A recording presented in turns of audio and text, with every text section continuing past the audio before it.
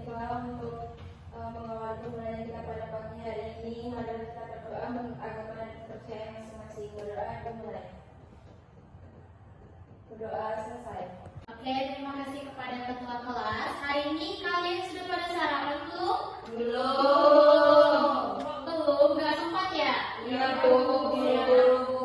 Kalian tahu nggak kalau sarapan itu penting untuk kita? Tahu. Tahu nggak kalau sarapan itu biasanya kita kan makan. Nah, makan itu tuh selalu berhubungan dengan sistem apa dalam tubuh? Pencernaan. Sistem pencernaan. Terima kasih, Evina. Hari ini kita akan belajar tentang sistem pencernaan. Sebentar. Nih, tentang sistem pencernaan. Tapi sebelum kita baca materi yang akan Ibu paparkan, kita akan menonton video terlebih dahulu.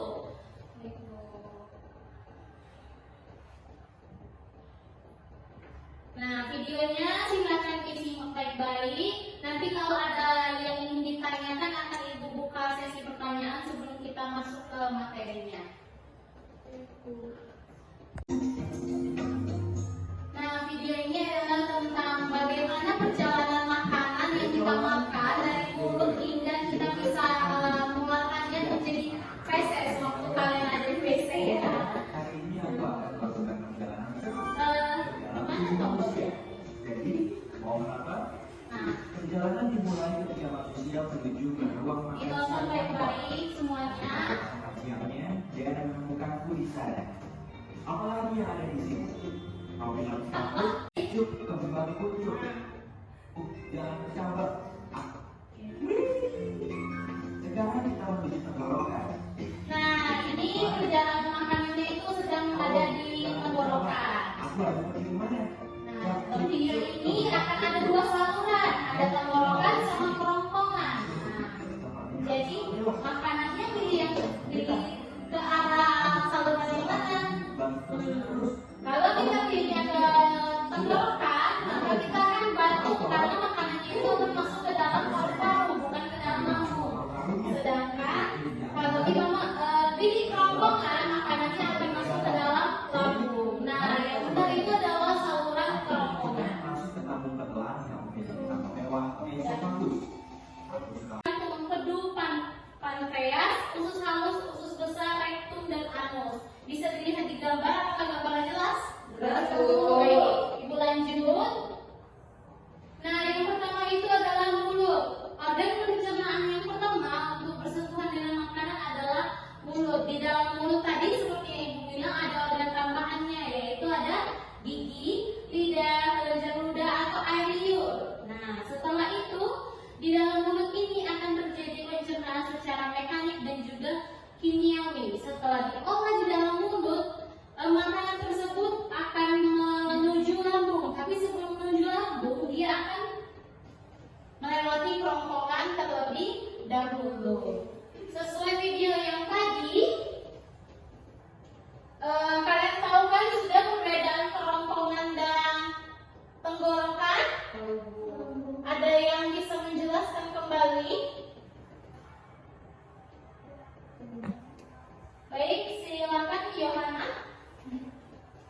Kalau kerongkongan sesuai kita, kalau kerongkongan itu saluran menuju ke tenggorokan itu menuju ke otak.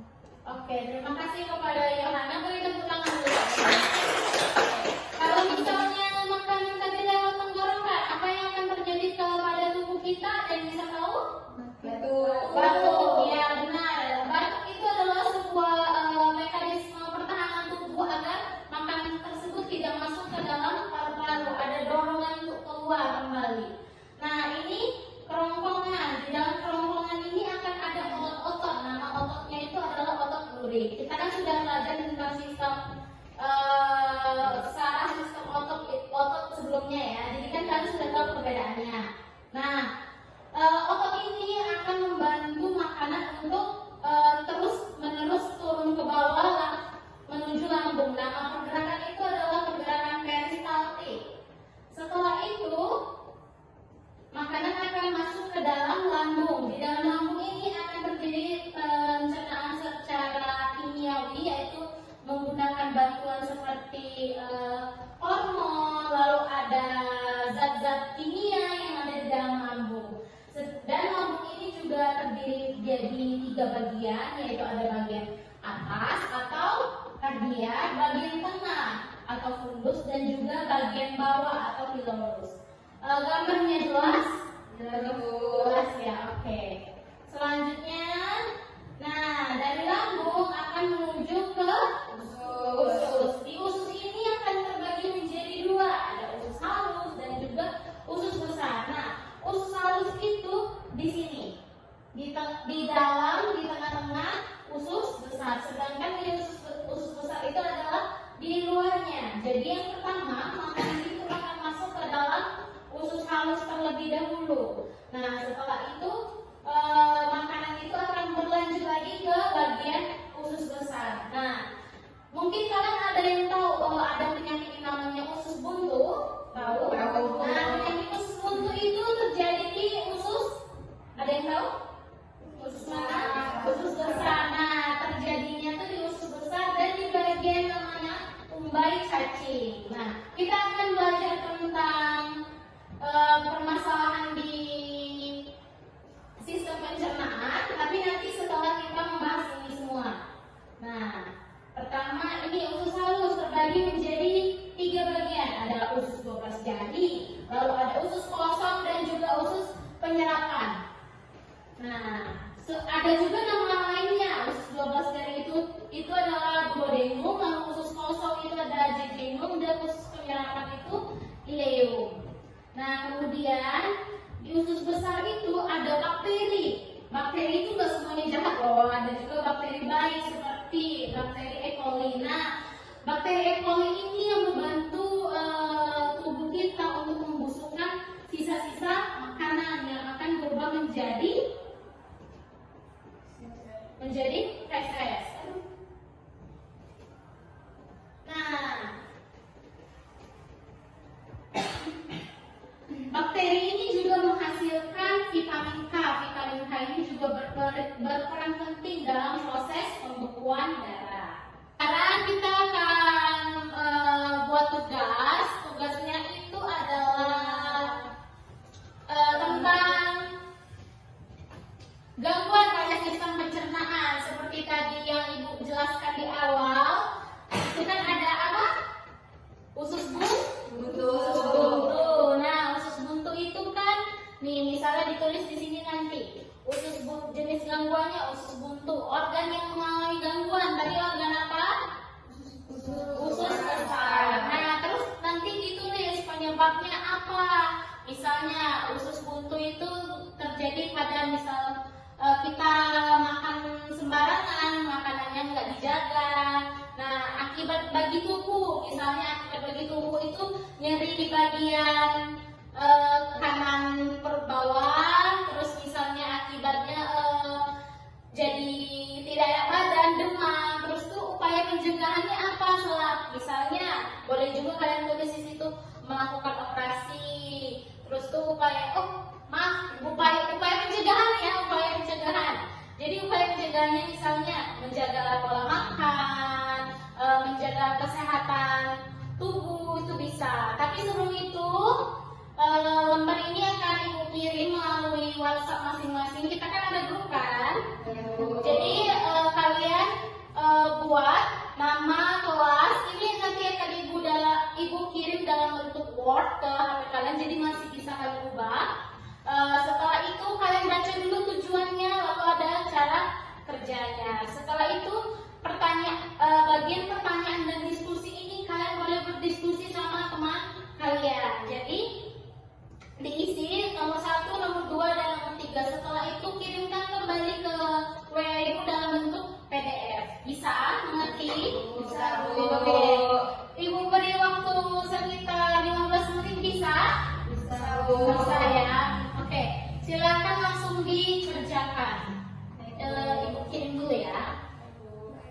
Baik, Ibu, terima kasih Ibu. Sebelumnya, perkenalkan nama saya Putri Feni. Di sini saya akan menjelaskan hasil dari diskusi kami, yaitu dari jenis gangguan yang kami dapatkan. Yang pertama adalah asam lambung, di mana ada yang mengalami gangguan itu ada lambung sendiri,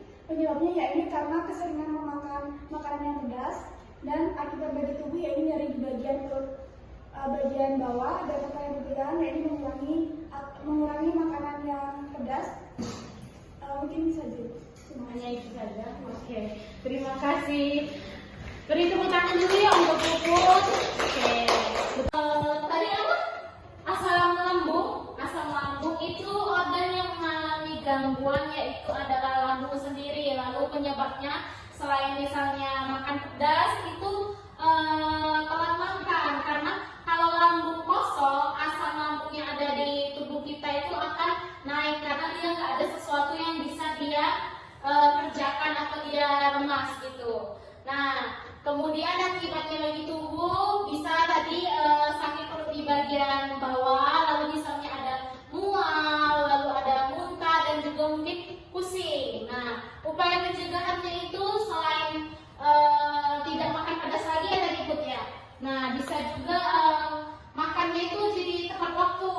Jadi selain itu upaya pencegahannya itu kurangi begadang karena itu juga menyebabkan asam lambung sendiri. Nah, mungkin itu saja untuk pelajaran kita hari ini.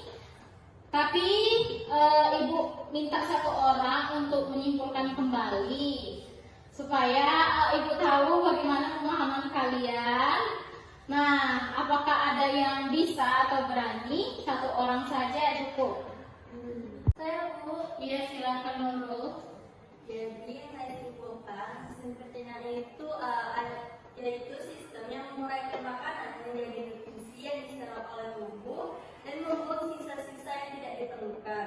Lalu prosesnya itu dimulai dari mulut, berlanjut di lambung dan diselesaikan oleh usus halus dan usus besar dengan bantuan organ seperti hati dan pankreas. Sudah Bu. Oke, terima kasih. Beri tepuk tangan dulu ya untuk Nurul. Nah, Ibu izin menyimpulkan. Jadi tadi sistem pencernaan itu dimulai dari organ mulut, baru yang masuk ke kerongkongan, lanjut dia masuk ke lambung, seterusnya akan diolah oleh usus halus terlebih dahulu, baru usus besar, dan akan dikeluarkan menjadi feses melewat anus. Oke, terima kasih kepada Firda. Urutannya benar sekali. Beri tepuk tangan dulu ya. Oke.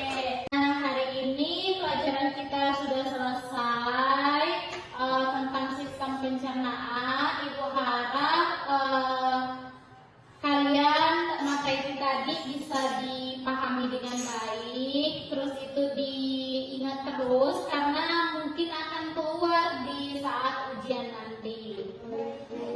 Kita tutup pelajaran kita. Silakan kepada ketua kelas untuk memimpin doa penutup. Di pembelajaran kita pada pagi hari ini, marilah kita berdoa menurut agama dan kepercayaan masing-masing. Berdoa dimulai. Berdoa selesai. Beri salam. Terima kasih Bu. Ya, terima kasih kembali. Silakan boleh keluar